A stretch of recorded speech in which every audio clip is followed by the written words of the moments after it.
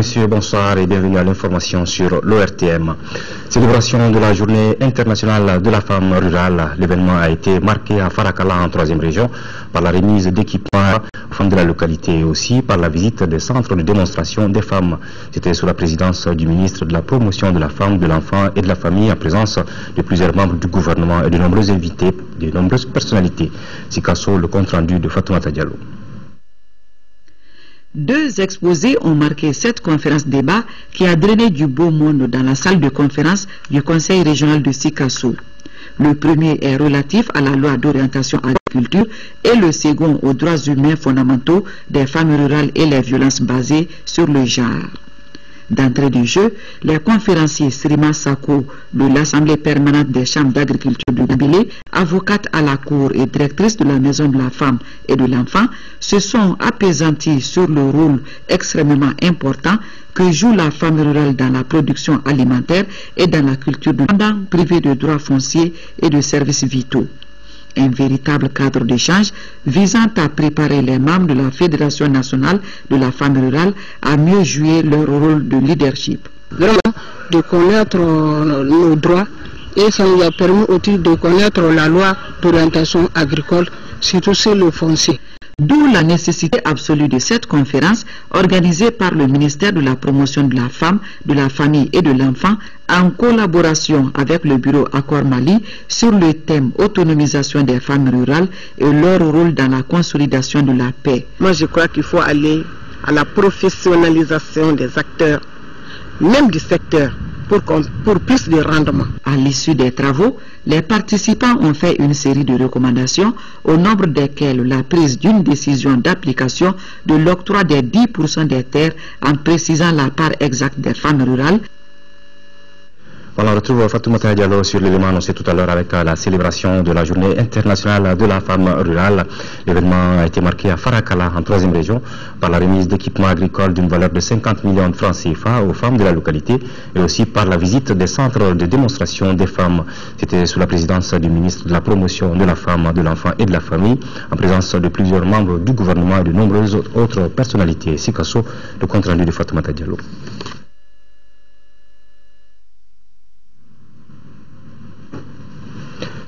Alors je crois qu'il y a quelques petits problèmes par rapport à cet élément qu'on va certainement retrouver au cours de cette édition que nous poursuivons. Pour parler toujours des femmes, les femmes leaders de Gao cette fois-ci viennent d'organiser un meeting à la place de l'indépendance de la ville pour soutenir les autorités de notre pays dans le retour de la cohésion sociale et l'instauration d'une paix durable dans les régions du nord du Mali. Pour que cette paix soit une réalité, ces femmes entendent multiplier des actions dans le sens de la sensibilisation. Cette initiative a été appuyée par l'ONU Femmes à travers l'ONG, groupe de recherche et d'appui aux initiatives des populations GRAIP. Les détails avec Bouakar Bablé Touré. C'est pour cultiver le pardon et la tolérance dans les cœurs et les esprits des populations du Nord que l'association des femmes leaders de Gao a organisé ce meeting. Pour elle, il est temps que la cité des Askia retrouve son visage d'antan malgré les souffrances engendrées par l'occupation. Nous avons organisé ce meeting en tant que femmes parce que pour nous, les femmes, c'est la femme qui apporte la paix. C'est la femme, la famille même, et puis au-delà aussi, c'est la femme. Quand la femme s'engage dans la paix, il y aura la paix. Donc c'est pour cela que nous sommes levés pour nous engager. Pour que cette paix et cette cohésion sociale soient une réalité, les femmes de Gao envisagent d'étendre cette initiative dans d'autres communes du cercle de Gao avec au programme des messages radiophoniques qui seront diffusés tout au long de la campagne. Une campagne financée par l'ONU Femmes à travers l'ONG Groupe de recherche et d'appui des initiatives des populations GREP. Cette initiative, c'est dans le programme financé par ONU Femmes qu'on exécute ici. Programme relèvement économique. Donc dans notre planification, on doit faire des meetings dans les 3 communes. Donc les femmes de la commune urbaine de Gao ont eu l'initiative de faire ça présentement. Le meeting, c'est pour la paix, la cohésion sociale et la stabilité nationale. L'un des temps forts de la cérémonie a été les témoignages des leaders traditionnels, des leaders religieux et les femmes elles-mêmes. Chacun est revenu sur le vécu de la crise et tous ont opté pour la paix et la réconciliation, des préoccupations de nos plus hautes autorités. Nous ouvrons à présent la page des législatives avec la Convergence pour le développement du Mali, le Rassemblement pour le développement du Mali qui sont en alliance en commune 5 du district de Bamako. Ils présentent 3 candidats au niveau de sensibilisation a eu lieu hier samedi à Kalabankoura et été présidé par le docteur Cheikh Modibo Diarra, président du RDPM. Karibou Pérou. C'est parti pour les législatives en commune 5 du Rassemblement pour le développement du Mali RPDM. Assitan Togola et Adamassal de la Convergence pour le développement du Mali CODEM sont candidats. Ils répondent ainsi à l'appel des citoyens. Les deux formations politiques ont une ambition commune, c'est la raison de cette alliance. Les candidats à travers Adamassal, leur porte-parole place l'intérêt général au-dessus de toute ambition. Conformément à cette vision, ils disposent d'un projet de société basé sur l'égalité des chances. Nous, Alliance CODEM-RPDM, nous nous engageons solennellement devant vous, peuple de la commune 5, à voter objectivement les projets de loi, à orienter rationnellement l'action gouvernementale, à suivre et à évaluer rigoureusement cette action, et cela dans l'intérêt supérieur du peuple malien. Écouter et rendre compte, ajoute un militant d'environ 60 ans. Très déterminé, il n'entend que le 24 novembre 2013 pour accomplir son devoir civique. Un partisan qui affirme ne jamais se séparer de sa carte Nina. Nous ferons l'obligation de rendre compte constamment à la population. Nous allons initier un centre d'écoute du citoyen pour que le contact entre nous soit constant. Nous n'avons pas le droit à l'échec parce que c'est un homme exceptionnel qui a parrainé le lancement de cette campagne. Le programme est vaste et ambitieux pour le parrain Dr Cheikh Modibo Diarra. Il s'agit d'une politique agricole productive, d'une éducation et d'une formation professionnelle de qualité pour les fils du pays. Il s'agit aussi de la réalisation des infrastructures, de l'accès aux soins, sans oublier la relecture des textes budgétaires. À cet égard, le président du RPDM invite les militants des partis à se rendre dans leurs sièges respectifs pour mieux connaître le processus électoral afin d'éviter toute erreur dans le choix de leurs candidats. Le Parti pour le développement économique et social PDS et le Parena ont procédé hier au lancement de leur campagne en commune 1. Une occasion pour ces deux partis politiques de présenter au public leur porte-flambeau. Notre reporter Isaac Tienou a suivi, voici son compte rendu. Le ticket Fatoumata Sako d'Edguina et Mamadou Koulibaly a été choisi par l'alliance entre le Parti pour le développement économique et social PDS et le Parena en commune 1 pour la législative. Par cet événement, les porte-étendards de cette alliance sont présentés au grand public. Au dire de Djaïmba, deuxième vice-président du PDS, beaucoup d'espoir est fondé sur cette candidature. C'est ce qui explique, mesdames et messieurs, notre choix de faire porter les couleurs de notre parti par une femme.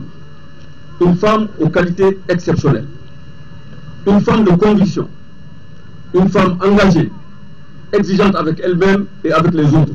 Je suis convaincu qu'en faisant le bon choix, le 24 novembre 2013, en portant massivement vos suffrages sur la liste PDS Parena, vous aurez désigné les meilleurs ambassadeurs à l'Assemblée nationale du Mali. Avec pour slogan « Ensemble pour la victoire », les deux porte-drapeaux entendent honorer l'Alliance afin de traduire sa vision en réalité une fois à l'hémicycle. Selon Fatoumata Sako, ils seront de bons ambassadeurs à l'Assemblée nationale. Il s'agit notamment à être digne de votre confiance, de redonner à la politique ses lettres de noblesse et de contribuer au raffermissement continu de la citoyenneté de nos compatriotes. À ce que vos préoccupations quotidiennes et vos ambitions pour notre commune, le district de Bamako et notre pays, le Mali, soient intégralement pris en charge par la déclaration de politique générale du Premier ministre, à contrôler l'action gouvernementale afin qu'elle traduise concrètement la déclaration de politique générale du Premier ministre telle qu'elle aura été approuvée par l'Assemblée nationale et le cas échéant interpeller le gouvernement. La liste PDS Parena en commune 1 a le soutien du PIDS. Pour son président Djaba Diawara, les candidats traduisent la vision de son parti. Ces deux candidats espèrent que le gouvernement mettra tout en œuvre pour des élections transparentes et crédibles. L'Alliance Adema, PAJ, MPR et URD de la commune du district de Bamako a tenu également un meeting à 15 Ambougou pour faire l'union autour des candidats de ces transformations politiques en vue des législatives du 24 novembre prochain. Un meeting suivi par Adama Kodjo. Les partis Adema, PASJ, MPR et URD ont décidé d'unir leurs forces en commune 2 du district de Bamako pour les élections législatives du 24 novembre. Mamadou Fofana, Mamadou Lamine Aïdara et Lassana Kone sont appelés à défendre les couleurs de ces formations politiques. Les trois candidats ont invité la population de la commune 2 à l'union pour la victoire de l'Alliance dès le 24 novembre. Vu le bon rapport des partis, je crois que cette alliance était presque naturelle. Donc c'est venu d'abord, quand tu prends le profil des trois candidats, ils sont tous issus de cette commune, de père en fils. Et ils sont tous admirés, chacun dans son parti. C'est ce qui a fait que nous nous sommes retrouvés très vite. Œuvrer pour le bien-être de la population malienne, c'est l'engagement pris par les candidats une fois élus députés. Cette alliance se propose, tout en continuant les œuvres, et rectifier ce qui n'a pas été bien fait pour le bonheur de tous les Maliens et l'entente de tous les Maliens autour d'un même objectif qui est aujourd'hui l'union sacrée, la paix et le développement. À partir des projets de loi proposés, nous allons faire les amendements nécessaires pour que cela soit conforme à la volonté du peuple malien, pour que le peuple malien se reconnaisse ce que le gouvernement va amener et que l'Assemblée va voter. Lors de ces meetings, consigne a été donnée à l'équipe de campagne de l'Alliance d'aller vers tous les habitants de la commune pour un ralliement massif en faveur des candidats. L'événement a été marqué par des prestations artistiques. Le groupement des partis RPM, Myria, Far Ankaouli a procédé également samedi au lancement de sa campagne à Ségou.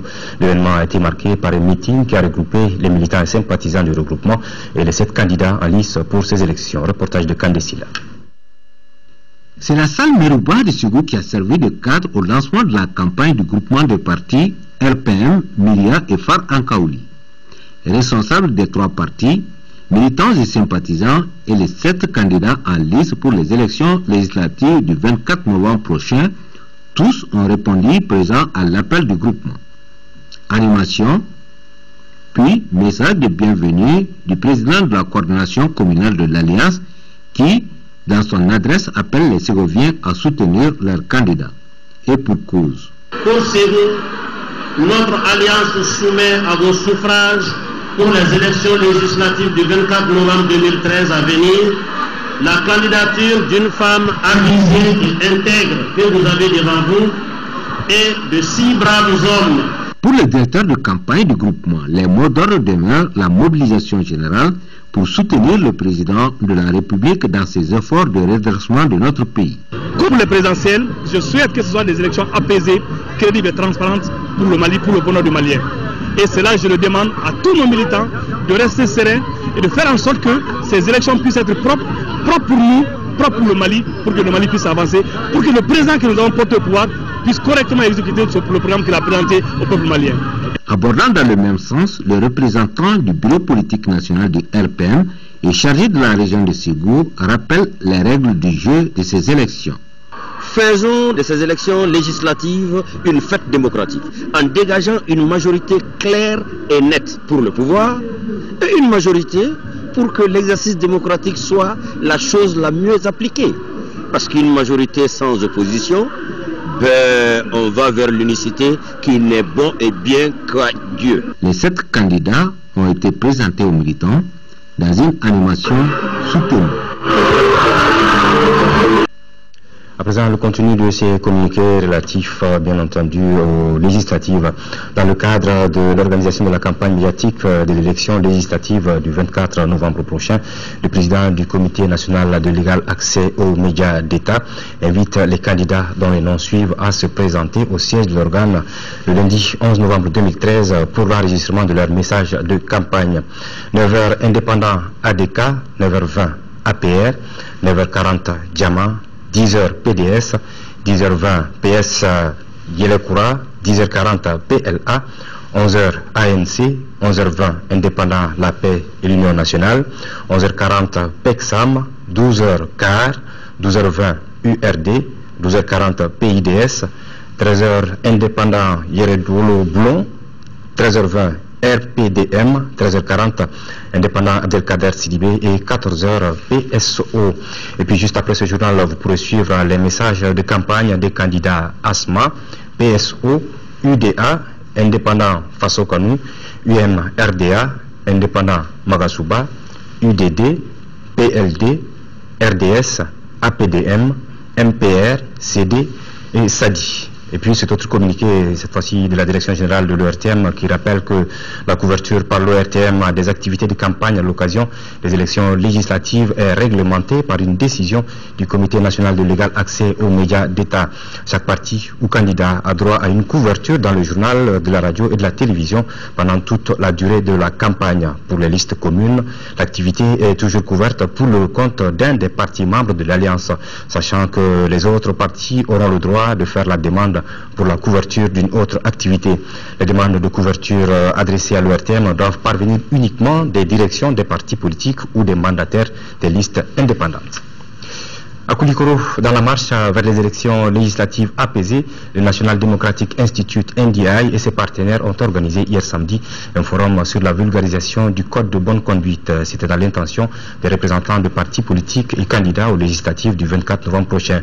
L'objectif est d'informer et de sensibiliser ces acteurs de la vie politique sur les dispositions du code de bonne conduite avant, pendant et après les élections. Koulikoro, le point avec Sédou Traoré. Après un accompagnement réussi dans l'organisation des élections présidentielles, l'Institut national démocratique NDI et le Centre malien pour le dialogue interparti et la démocratie CMDID se mettent à la tâche pour des élections législatives transparentes, équitables et apaisées. Voilà tout le sens de ce forum de vulgarisation du code de bonne conduite des partis politiques et candidats à Koulikoro. Il s'agit pour le NDI et le CMDID d'éclairer la lanterne des acteurs politiques et de la société civile sur l'existence du code de bonne conduite et les dispositions prises à cet effet. Le travail de vulgarisation est une tâche continue qui devrait engager l'ensemble des acteurs politiques et ceux de la société civile. Le code de bonne conduite a été initié par les partis politiques, mais accompagné techniquement par le CMDID et le NDI. Les partis politiques l'ont voulu comme un outil, un processus de vulgarisation de la loi électorale. L'appropriation par les participants des 4 axes du code de bonne conduite est gage des élections législatives apaisées. Donc la promotion de l'état de droit, le comportement des partis politiques et des candidats, le suivi du code et les dispositions finales sont impératifs pour renforcer le climat de confiance et le dialogue entre acteurs de la vie politique. Le code de bonne conduite a joué une part substantielle. Quoi de plus normal que d'évoluer dans la dynamique enclenchée qui a fait ses effets positifs. Ces activités d'information et de sensibilisation ont été possibles grâce à l'appui de l'USAID, le gouvernement des États-Unis et leur ambassade au Mali. Élections législatives toujours, l'ONG World Vision s'engage dans une vaste campagne d'éducation citoyenne dénommée Siradala Baroni ou Kozeri au bord de la route. La campagne pour une participation massive à ce scrutin a été lancée aujourd'hui au marché de Moribabougou par les autorités de la 2e région. Fademba Keita. La réussite des élections législatives du 24 novembre 2013 dépend de la participation massive de la population malienne au scrutin. C'est justement pour gagner ce pari que l'ONG World Mali, fidèle à la tradition, a initié la présente campagne d'éducation citoyenne. Dénommée Siradala Baroni, Kozeri au bord de la route, Siradala Baroni, c'est toujours dans la dynamique de la caravane qui bouge, mais où on fait passer le micro à nos compatriotes, aux gens ordinaires, aux citoyens qui pensent qu'ils n'ont pas la parole. Les autorités de la 2e région invitent les mandataires et les délégués à œuvrer pour que ces élections se déroulent dans un climat apaisé. Si à l'issue des scrutins, des réclamations ou des requêtes devraient avoir lieu, qu'elles soient faites dans les règles de l'art et par les voies de recours offertes par la loi. À Moribabougou, point de départ de la campagne, les citoyens promettent accomplir leur devoir civique. Malgré nos occupations, nous allons voter le jour du scrutin. Notre inquiétude se situe au niveau de la crédibilité du choix des candidats, qu'ils soient patriotes et travailleurs, car nous souffrons. Sira de la Baronnie ou causerie au bord de la route s'étendra jusqu'au 22 novembre 2013. Sont concernés par cette campagne de sensibilisation de vote massif les populations résidant sur le tronçon Moribabougou-Koulikoro et sur l'axe Baguineda-Ségou-Mopti via Tombouctou. World Mali le fait en partenariat avec le PAPEM et certaines radios de proximité du pays. Voilà, il est maintenant prêt l'élément sur la célébration de la journée internationale de la femme rurale. L'événement, je vous le disais, a été marqué à Farakala, en 3e région, par la remise d'équipements agricoles d'une valeur de 50 millions de francs CFA aux femmes de la localité et aussi par la visite des centres de démonstration des femmes. C'était sous la présidence du ministre de la promotion de la femme, de l'enfant et de la famille, en présence de plusieurs membres du gouvernement et de nombreuses autres personnalités. Sikasso, le compte rendu de Fatoumata Diallo. À Farakala, c'est dans une véritable communion de cœur et d'esprit que les 8 ministres du gouvernement, le monde paysan de Kaï à Kidal et les autorités politico-administratives de Sikasso ont rendu un hommage mérité à la femme rurale. Hommage qui se justifie par le rôle prépondérant qu'elle joue dans la vie socio-économique malgré les pesanteurs sociales et culturelles à l'origine de leur privatisation des droits les plus fondamentaux. Pour 2014, il est prévu, entre autres, l'aménagement de 25 hectares de périmètre maraîcher, la formation de 420 femmes en alphabétisation active, la réalisation de 607 hectares, toutes spéculations confondues en coton, maïs et mil, sorgho, pour 950 femmes, et le financement de 45 projets de formation professionnelle emploi.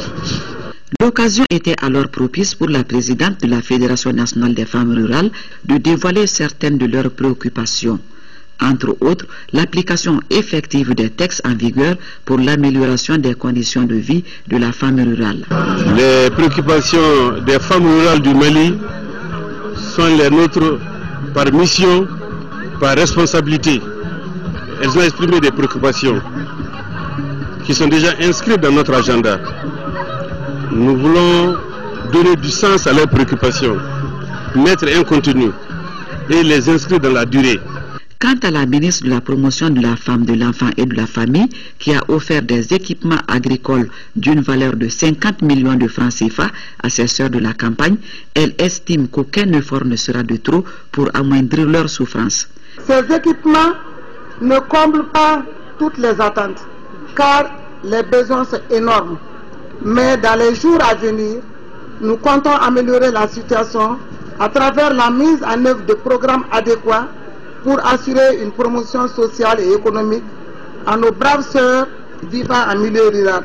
Des prestations d'artistes ont réussi le clan de la cérémonie ponctuée par la remise d'attestations à des associations féminines et par la série de visites, centres d'exposition de savoir-faire des femmes, champs de pois sucrés et plantations de néré et de karité. Près de 650 millions de francs CFA, c'est la valeur de 3 groupes électrogènes mis à la disposition de l'EDM et de la SOMAGEP de Tombouctou, financés par le gouvernement du Mali et l'AFD, l'Agence française de développement, pour EDM et l'USAID en ce qui concerne la SOMAGEP. Ces groupes permettront de renforcer la capacité des centrales en matière de fourniture d'eau et d'électricité. Adama Djimde. Dans la cité des 333 saints, l'eau coule désormais à flot 24 heures sur 24. L'électricité est fournie 11 heures sur 24. Ces efforts sont la suite de l'acquisition et la mise en état de fonctionnement de 3 groupes. 2 pour l'EDM pour environ 600 millions de francs CFA et 1 pour la SOMAGEP, Société malienne pour la gestion de l'eau potable, dont la valeur s'élève à 45 millions de francs CFA. Les 2 groupes de l'EDM, c'est la concrétisation de la promesse de renforcement de capacité conclue entre l'Agence française de développement et le gouvernement du Mali. En ce qui concerne la Société malienne de gestion de l'eau potable, SOMAGEP, le groupe qui est ainsi offert, c'est l'USAID à travers le partenariat d'appui à la transition du Mali. Ce groupe qui vient d'arriver nous permettra de marcher avec le nombre de forages que nous voulons. Ça augmente le débit de l'eau en ville. Donc, avec ce groupe-là, tout le monde va avoir de l'eau. Donc c'est ce qui va changer surtout dans la desserte de l'eau. Ces efforts du gouvernement et de ses partenaires n'ont d'autre motif que d'améliorer les conditions de vie et de travail des citoyens. Nous sentons maintenant qu'il y a de l'électricité pendant une certaine heure de la journée et une bonne partie de la nuit. Pour ce qui concerne de l'eau, je crois que des efforts ont été faits Actuellement, le débit de l'eau est très bon, la qualité est bonne et le service n'est pas du tout perturbé. Par ailleurs, l'IDEM de Niafunké a aussi bénéficié sur fonds propres d'un groupe électrogène d'environ 50 millions de francs CFA. Pour l'instant, ici à Tombouctou, l'eau et l'électricité sont gratuites, mais la facturation pourrait commencer en 2014. Bonne nouvelle donc du côté de Tombouctou. À Mopti, cette fois-ci, la journée du 8 novembre 2013 a été marquée à Konna par la pose de la première pierre du monument en hommage aux soldats maliens et Damien Boiteux, premier soldat français tombé sur le champ de l'honneur pour la libération de... Les populations de Konna, première ville martyre du Mali en 5e région, immortaliseront encore la mémoire du soldat français, feu Damien Boiteux, tombé de Konna. Témoin de la présence ce 8 novembre 2013, c'est la rue qui porte son nom pour la pose de la première pierre du monument en hommage aux soldats maliens et aux soldats français Damien Boiteux. C'est car la première édition du Festival des Arts de la Culture de Konna pour la paix, organisée par l'agence de communication Africa Sen en collaboration avec la mairie et l'association des ressortissants de Konna. Victime de cette guerre injuste, la nation a une dette envers lui, celui de l'immortaliser par tous les moyens possibles au nom de l'amitié, la fraternité et la solidarité entre les peuples du monde. Cette cérémonie de la pose est un devoir de mémoire et une du Festival des Arts et de la Culture de Konna pour la paix. Le monument principal est une stèle qui comprend un jardin de 10 mètres de diamètre, un socle de 4 mètres de hauteur et l'effigie Damien Boiteux d'une hauteur de 3 mètres. À 150 mètres sera construit le centre d'interprétation. À travers sera désormais pour la paix. Lancement dans le village de Dongomé à Gao du projet Appui pour le renforcement de résilience des communautés de Dongomé pour l'ouverture d'une banque de céréales. Le groupement des femmes Gandagomi de Dongomé, initiateur du dit projet, entend faire face à la crise alimentaire de la localité aggravée par la mauvaise pluviométrie. Plus de 17 millions de francs CFA ont été investis dans ce projet. De Gao, la correspondance de Bouakar Bablé-Touré. À travers ce projet d'appui pour le renforcement de résilience des communautés du village de Dongomé à Gao, le groupement des femmes Kandagomni entend faire face aux effets néfastes de la crise nutritionnelle provoquée par l'occupation du Nord. Après étude de la situation, la mise en place d'une banque de céréales serait profitable à la population. Le choix d'une banque de céréales parce que, vous voyez, cette année, chez nous, non seulement la pluviométrie a été très mauvaise, en dehors de ça, ce qui restait n'a pas pu échapper à l'inondation de la Cride par le fleuve et il ne restait rien. Donc il fallait trouver quelque chose pour mieux vivre. Financée à hauteur de plus de 17 millions de francs CFA, cette banque de céréales a été approvisionnée dans un premier temps par 10 tonnes de riz et 15 tonnes de mil. Ce projet s'inscrit dans le cadre de la deuxième phase du programme d'appui aux organisations de la société civile POSC, un programme cofinancé par le gouvernement malien et ses partenaires qui sont l'Union européenne, le Canada, le Royaume de Suède, le Danemark et la Confédération suisse. Je ne doute point que les réalisations ainsi faites par les associations seront suivies et entretenues par les populations. Parce qu'il ne sert à rien de réaliser des activités, de réaliser des programmes si ces activités ne sont pas suivies. Parce que ces activités seront vouées à l'échec. Au terme de ce projet qui durera 6 mois, la banque de céréales sera attribuée au comité de gestion pour la pérennisation de l'entreprise. Former le contingent ELU sur le respect du droit international humanitaire, c'est l'objectif de la formation organisée par l'état-major général des armées en collaboration avec le CICR. Pendant 2 jours, ces hommes seront formés afin de veiller au strict respect des règles fondamentales du droit international humanitaire. On retrouve Bouakar Bablé-Touré.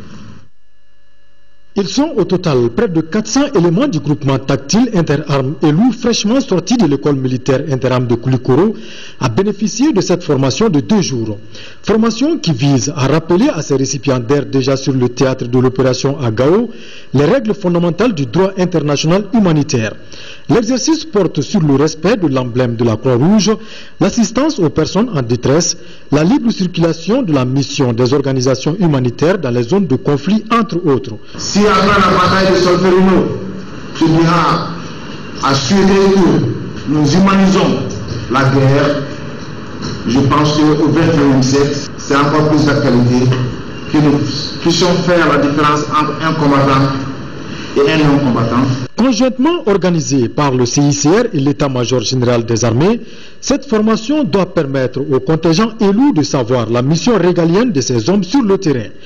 Dès au départ, ces hommes s'engagent à appliquer les règles fondamentales des droits de l'homme. À l'endroit de nos hommes, c'est de s'en tenir aux réglementations par rapport au conflit sans exaction, sans s'emporter, bien sûr, parce que les troupes maliennes sont à un niveau où ces terroristes sont dans leurs ailes aux choses et apporter ces exactions que eux, ils se doivent de corriger, sinon de retenir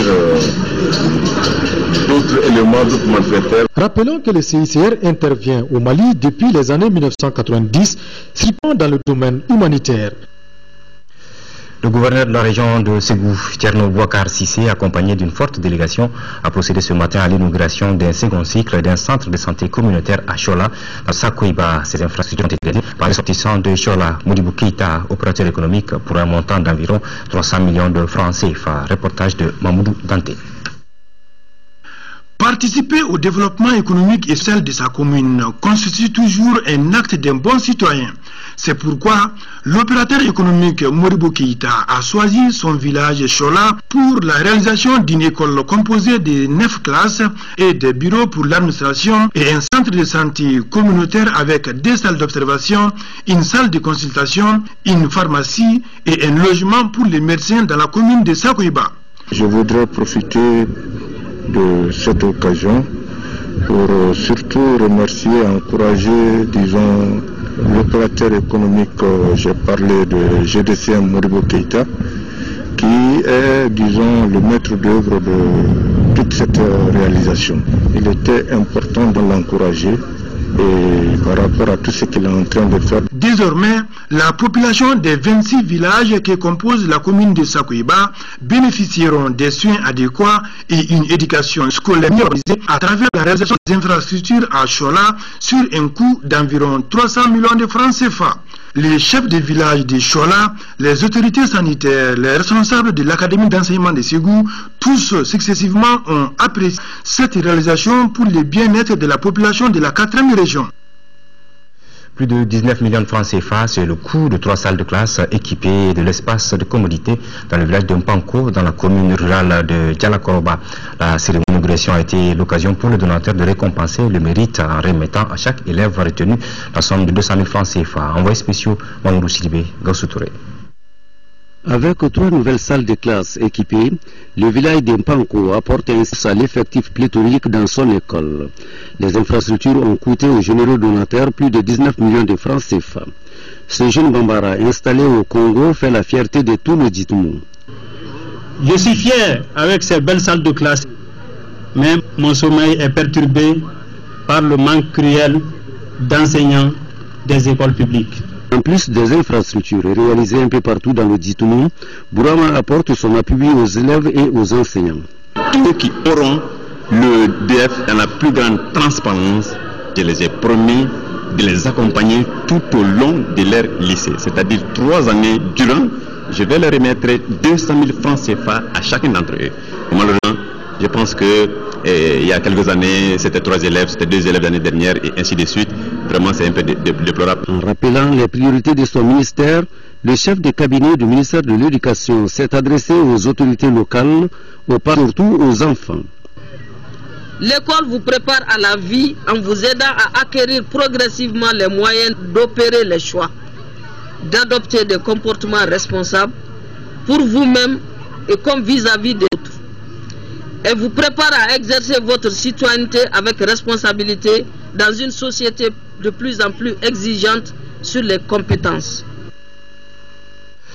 Mieux s'imprégner de l'état de démarrage du programme de lutte contre l'insécurité alimentaire et la malnutrition dans le cercle de Nioro était l'objectif d'une mission conjointe du commissariat à la sécurité alimentaire et des partenaires belges les 6 et 7 novembre dernier. Après 2 jours de visite, les missionnaires se sont dit satisfaits de ce qu'ils ont vu.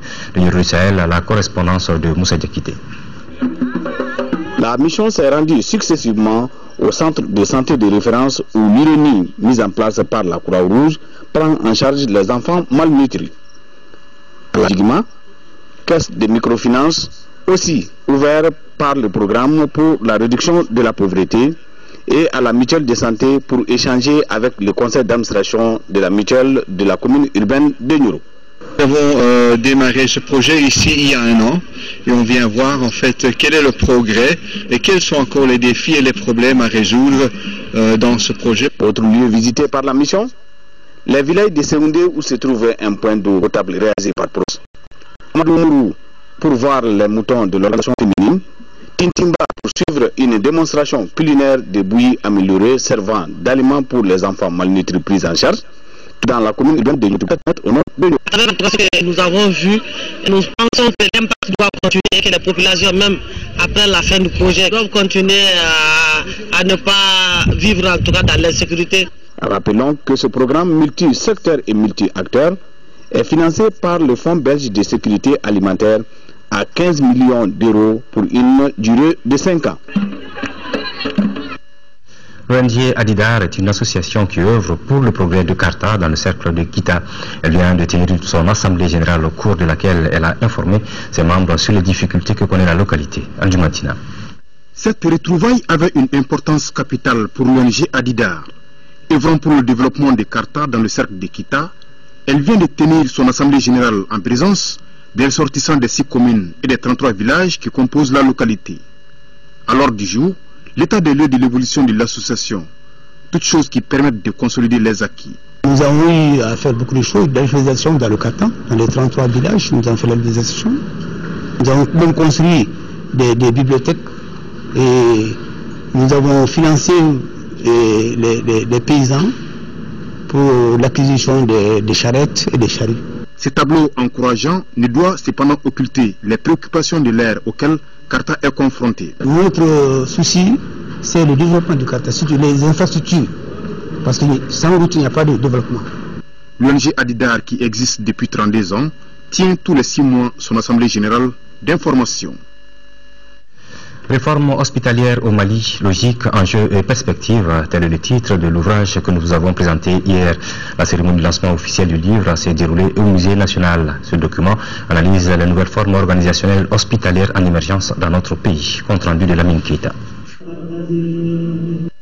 Ce livre de 428 pages explique les changements intervenus avec la décentralisation dans les hôpitaux maliens de 2002 à nos jours.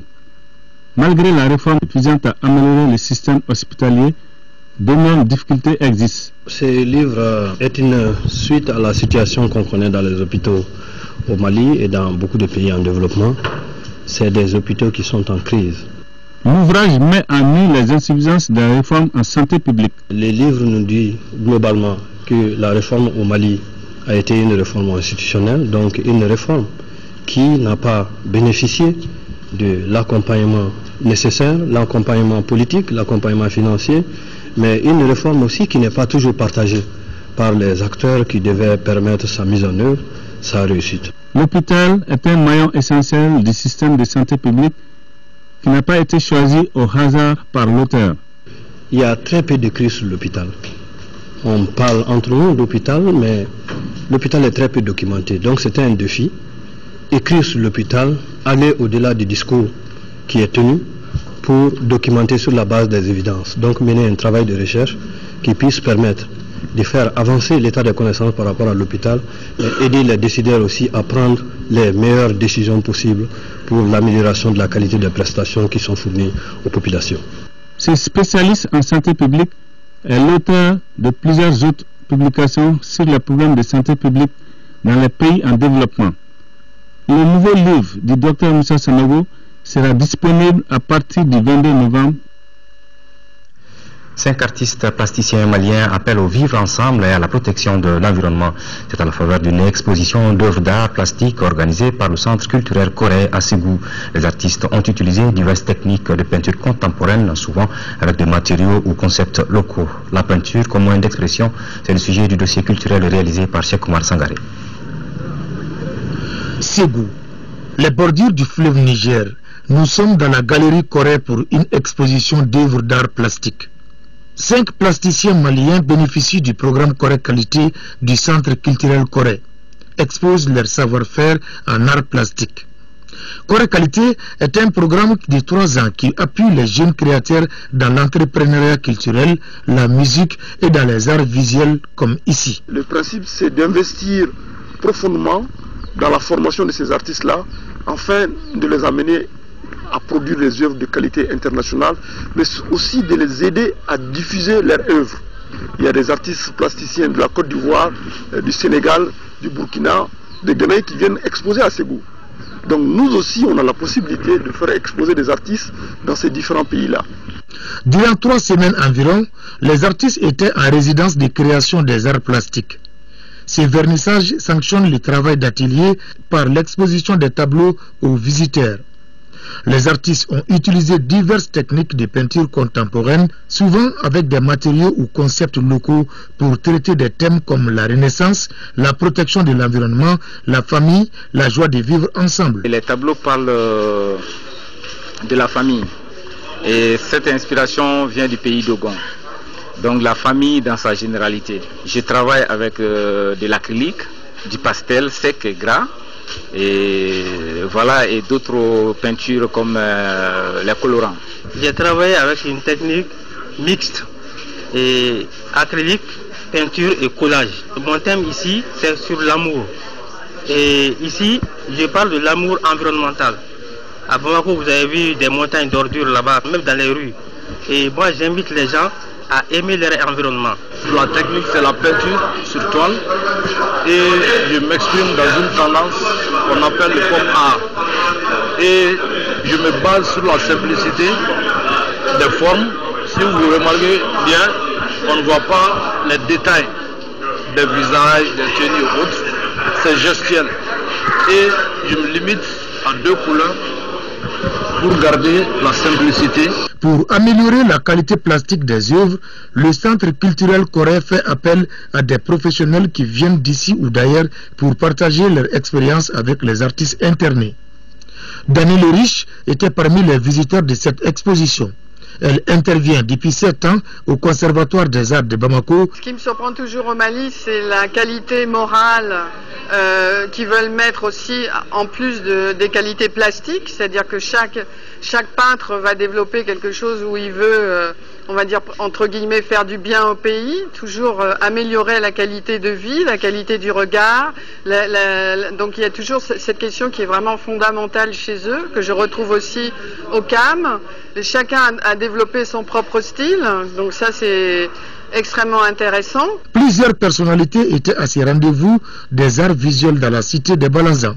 Visiblement, elles ont été impressionnées par les touches de pinceau des artistes. Ce que nous venons de voir par nos artistes me comble vraiment de joie et pour ce qu'ils ont fait comme travaux et doivent être vraiment encouragés. Et je suis vraiment satisfait de cette exposition. Vivement les initiatives de ce genre pour booster la production artistique et culturelle dans un Mali reconnu par la richesse de son patrimoine culturel. Voilà, c'est la fin de ce journal. Merci de l'avoir suivi. Retrouvez